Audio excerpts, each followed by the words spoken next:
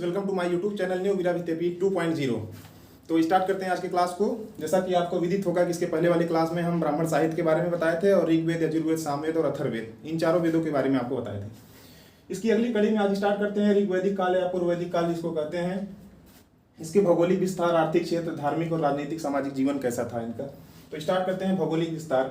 तो ऋग्वैदिक काल जो था उसमें हिमालय को हिमवंत कहा जाता था, हिमवंत। और हिमवंत पर एक चोटी पाई जाती थी जिसका नाम था मूजवंत। मूजवंत पर एक वनस्पति पाई जाती थी, वृक्ष पाई जाती थी जिसे कहते थे सोम वृक्ष। और इस सोम वृक्ष से एक रस निकलता था जिसको कहते थे सोम रस, इसको कहते थे सोम रस। और यह सोम रस किससे समर्पित था। तो ये सोम रस जो हम बताए थे आपको, ऋग्वेद में 9वें मंडल में सोम देवता का जिक्र किया गया था, उस सोम देवता को समर्पित था ये सोम रस, सोम देवता को। ठीक है, अब आगे चलते हैं। ये सोम रस क्या है। इस सोम रस जो है आर्यों का प्रसिद्ध पेय पदार्थ है। क्वेश्चन पूछा जाता है कि आर्यों का प्रसिद्ध पेय पदार्थ क्या था। तो आर्यों का प्रसिद्ध पेय पदार्थ सोम रस था। क्या था? सोम रस। ये आर्यों का प्रसिद्ध पेय पदार्थ था। इसको आप लोग नोट बनाते चलेंगे तो आपको ज्यादा समझ में आएगा और बार बार इसको रिवाइज करेंगे। फिर इसके आगे करते हैं कि क्या है। हिमालय जो है, हिमालय का नाम हिमवंत था। हिमवंत पर एक चोटी पाई जाती थी जो मूजवंत कहते थे। मूजवंत पर एक वृक्ष था जिसको सोम वृक्ष या सोम वनस्पति कहते थे। और इस सोम वनस्पति से पाया जाता था सोम रस। और इस सोम रस किसको समर्पित था? सोम रस सोम देवता को समर्पित था। और ये सोम रस जो है आर्यों का प्रसिद्ध पेय पदार्थ था। ऋग्वैदिक काल में यमुना नदी का जिक्र 3 बार किया गया है। यह क्वेश्चन पूछा जाता है। गंगा नदी का जिक्र 1 बार किया गया है। और नदीतमा किसे कहा गया है? नदीतमा कहा गया है सरस्वती नदी को। नदीतमा क्यों कहा गया भैया? नदीतमा इसलिए कहा गया है क्योंकि इसको माना गया है कि नदियों में उत्तम थी, नदियों में उत्तम, इसको नदीतमा कहा गया। ठीक है। और एक नदी और थी आर्थिक दृष्टि से जो बहुत महत्वपूर्ण थी, उसे कहते हैं हिरण्यानी नदी। अर्थात ये किस नदी का नाम था? ये सिंधु नदी का नाम था। ये सिंधु नदी का नाम था। तो वहां पे आर्य जो थे अपने व्यवसाय का कार्य सिंधु नदी के किनारे करते थे और उसको कहा जाता था सप्त सैंधव क्षेत्र। आर्यों का प्रमुख स्थान क्या था? सप्त सैंधव क्षेत्र। ये क्षेत्र कहाँ था? सिंधु नदी के किनारे जो रावी, चिनाब, झेलम, सतलज, व्यास इत्यादि जो नदियां थी उसके किनारे जब रहते थे उसको सप्त सैंधव क्षेत्र कहा गया।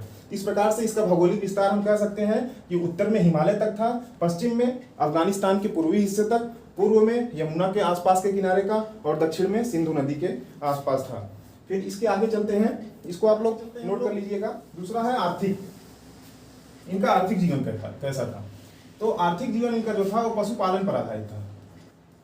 इनका आर्थिक जीवन पशुपालन पर आधारित था। हालांकि कृषि का भी जिक्र मिलता है ऋग्वैदिक काल में, लेकिन मेन व्यवस्था जो थी इनकी ये पशुपालन पर आधारित थी।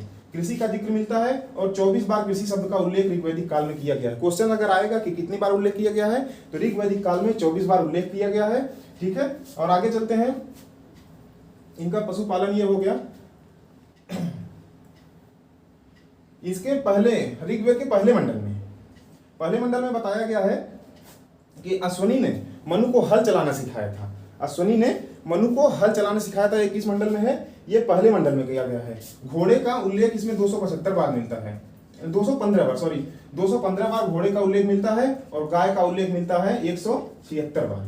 गाय का उल्लेख कितनी बार मिलता है? 176 बार। उस समय में गाय का दुहने का कार्य लड़कियां करती थी। तो लड़कियों को क्या कहा गया ऋग्वैदिक काल में? लड़कियों को कहा गया कि दुहिता या दुहित्री। ये लड़कियों को कहा गया। लड़कियों को दुहिता या दुहित्री क्यों कहा गया? क्योंकि लड़कियां जो थी वो गाय को दुहने का कार्य करती थी, इसलिए इनको दुहिता या दुहित्री कहा गया। ठीक। इसके आगे चलते हैं। धार्मिक जीवन इनका कैसा था।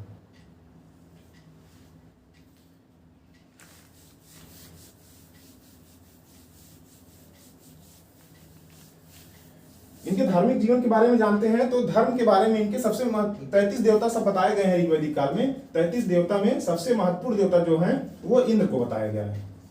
इंद्र को सबसे महत्वपूर्ण देवता बताया गया है। इनका उल्लेख 250 बार आया है। इंद्र के बाद अग्नि आते हैं, अग्नि का उल्लेख 200 बार आया है। उसके बाद वरुण आते हैं। तो क्या कहेंगे कि ऋग्वेद में 33 देवता सब बताए गए हैं निरुक्त में। सबसे महत्वपूर्ण देवता जो है वो इंद्र है, और इंद्र का सब उल्लेख 250 बार आया है, अग्नि का उल्लेख 200 बार आया है। इंद्र को सबसे महत्वपूर्ण देवता माना जाता है। इंद्र का नाम है पुरंदर। इनको क्या कहते हैं? पुरंदर। पुरंदर का मतलब क्या होता है? पुरंदर का मतलब होता है किलों को तोड़ने वाला। किलों को तोड़ने वाला, ठीक है। ये किलों को तोड़ने वाले को पुरंदर कहा गया। इनका एक नाम और है, उसका क्या नाम है? वृत्रहंता। वृत्रहंता क्यों कहा गया?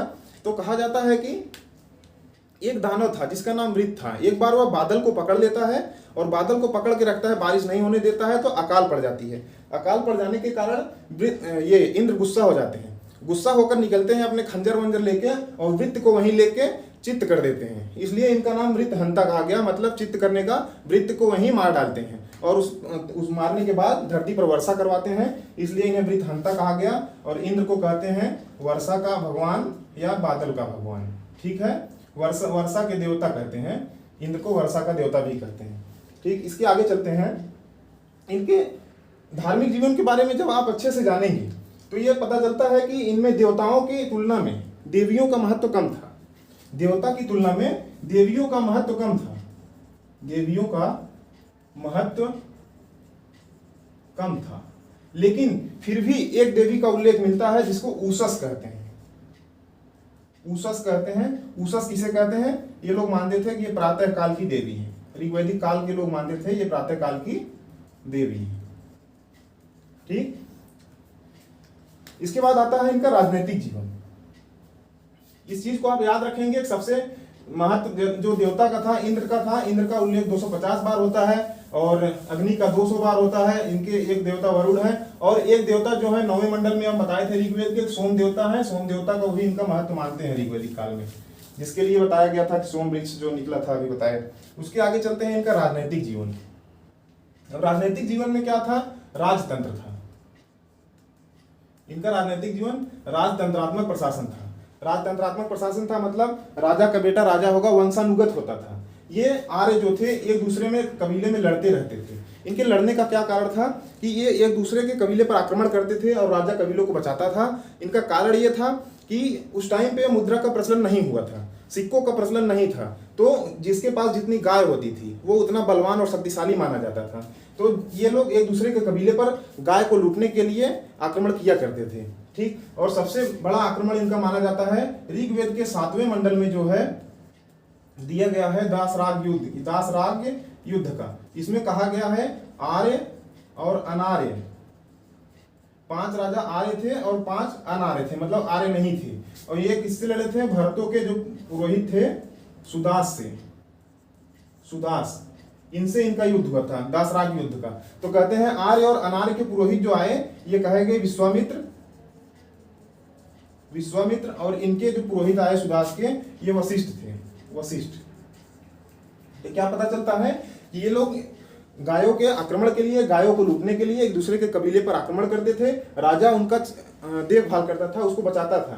तथा आर्य और अनार्य का भरतों के जो पुरोहित थे, भरतों के पुरोहित जो थे सुदास, इनसे जो युद्ध हुआ था उसको दासराग युद्ध कहा गया। और इसमें 5 आर्य थे, 5 अनार्य, इनके पुरोहित विश्वामित्र थे और राजा सुदास के जो थे वशिष्ठ थे। तो इसमें जन शब्द का उल्लेख है। और आगे चलते हैं, ये सामाजिक जीवन इनका कैसा था। तो इस चीज को आप याद रखेंगे कि इनका जो है राजतंत्रात्मक था और 7वें मंडल में दसराग युद्ध के बारे में बताया गया था।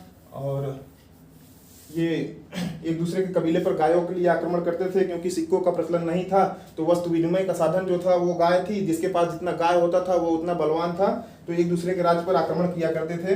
अब इनका सामाजिक जीवन देखते हैं एक बार। ये सामाजिक जीवन जो है, प्रशासन की समाज की सबसे छोटी इकाई कुल होती थी। इसमें समाज की सबसे छोटी इकाई को कुल कहते थे और कुल का जो मुखिया होता था उसको कुलपति कहते हैं। कुल के मुखिया को कुलपति कहते हैं। और ये जो समाज था यहाँ पे ऋग्वैदिक कालीन जो समाज था, ये ज्वाइंट फैमिली, मतलब क्या था, मिला जुला परिवार इनका रहता था। ये समाज की सबसे छोटी इकाई को कुल कहते थे। कुल का जो मुखिया होता था कुलपति होता था। और कुलपति कौन होता था?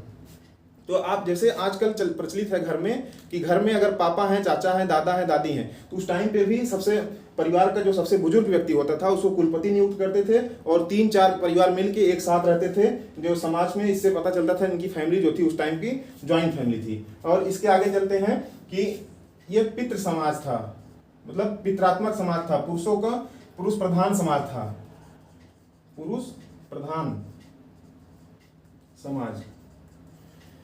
हालांकि ये पुरुष प्रधान समाज था,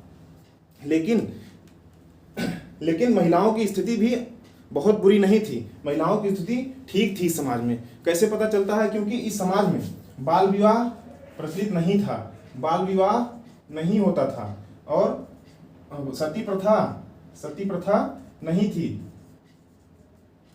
सती प्रथा नहीं थी। 10वें मंडल में, ऋग्वेद के 10वें मंडल में यह बताया गया है कि उस टाइम ऋग्वैदिक काल में सती प्रथा तो नहीं थी, सती प्रथा तो नहीं थी, लेकिन इतना पता चलता है कि पति की मृत्यु के बाद स्त्री जाती थी, पत्नी जाती थी, उसके शव के पास लेटती थी और उसके घर वाले उसको वहां से उठा के घर ले जाते थे। बाल विवाह नहीं था, सती प्रथा नहीं था, पर्दा प्रथा नहीं था, पर्दा प्रथा नहीं था उस टाइम पे। और एक चीज कहते हैं कि उस टाइम बहुपत्नी विवाह और विधवा विवाह प्रचलित था, मतलब उस समय स्त्रियों की दशा बहुत ही ठीक ठाक थी। और इस काल में, ऋग्वैदिक काल में, जो स्त्रियों को समाज में यज्ञ करने में साथ में भाग लेती थी, और सामाजिक जीवन जो था, जैसे जो स्त्रियां बिना विवाह किए अपना जीवन निर्वाह करती थी उनको अमूजा कहा जाता था। उनको क्या कहा जाता था? अमूजा। अब कहते हैं नियोग प्रथा। इसमें सामाजिक जीवन में एक नियोग प्रथा प्रचलित थी, ऋग्वैदिक काल में नियोग प्रथा प्रचलित थी। आप सोच रहे होंगे ये नियोग प्रथा क्या है?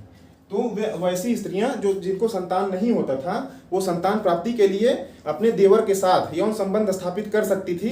केवल पुत्र प्राप्ति के लिए उसका उद्देश्य होना चाहिए। इस प्रथा को कहा गया नियोग प्रथा, जो कि ऋग्वैदिक काल में प्रचलित थी। और नियोग प्रथा के द्वारा जो पुत्र उत्पन्न होता था उसको क्षेत्रज कहा जाता था। उसको क्या कहा जाता था? क्षेत्रज कहा जाता था। क्या है नियोग प्रथा? कि ऋग्वैदिक कालीन में सभ्यता में कहा गया कि अगर किसी स्त्री को पुत्र नहीं पैदा हो रहा है तो अपने देवर से संबंध बना सकती है, लेकिन उसका मात्र उद्देश्य पुत्र प्राप्ति होना चाहिए। जैसा कि ये बात आपको बताएं कि जो दयानंद सरस्वती का एक पुस्तक है सत्यार्थ प्रकाश में इस बात को भी कहा गया है कि अगर स्त्री को पुत्र की प्राप्ति नहीं हो रही है तो किसी पर पुरुष या रिश्तेदार से संबंध स्थापित कर सकती है, लेकिन उसका उद्देश्य केवल पुत्र प्राप्ति होना चाहिए। ठीक है, यहाँ तक। अब इसमें इस सामाजिक जीवन में 2 तरह के छात्र रहते थे। एक होते थे अंतेवासी और एक होते थे गृहस्थ।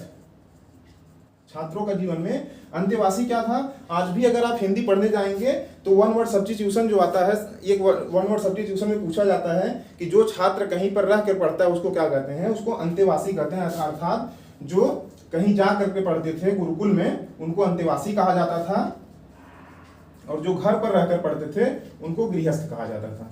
इस प्रकार से ये इतनी बातें आप इसको नोट कर लेंगे, और नोट करने के बाद इसको बार बार रिवाइज करेंगे। आगे आर्यों के बारे में थोड़ा सा जो क्वेश्चंस बनता है उसको देखें। आर्यों का निवास स्थान। आर्यों के निवास स्थान के बारे में विद्वानों में बहुत मतभेद है। फिर भी 2-3 विद्वान ऐसे हैं जिनका मत बहुत ज्यादा प्रचलित है, जिनमें सबसे पहले नंबर पे आते हैं मैक्स मूलर ने आर्यों का निवास स्थान कहाँ बताया था? तो मैक्स मूलर ने आर्यों का निवास स्थान मध्य एशिया बताया था, मध्य एशिया। उसके बाद आते हैं दयानंद सरस्वती ने आर्यों के निवास स्थान को बताया तिब्बत क्षेत्र में, तिब्बत। और फिर आते हैं बाल गंगाधर तिलक।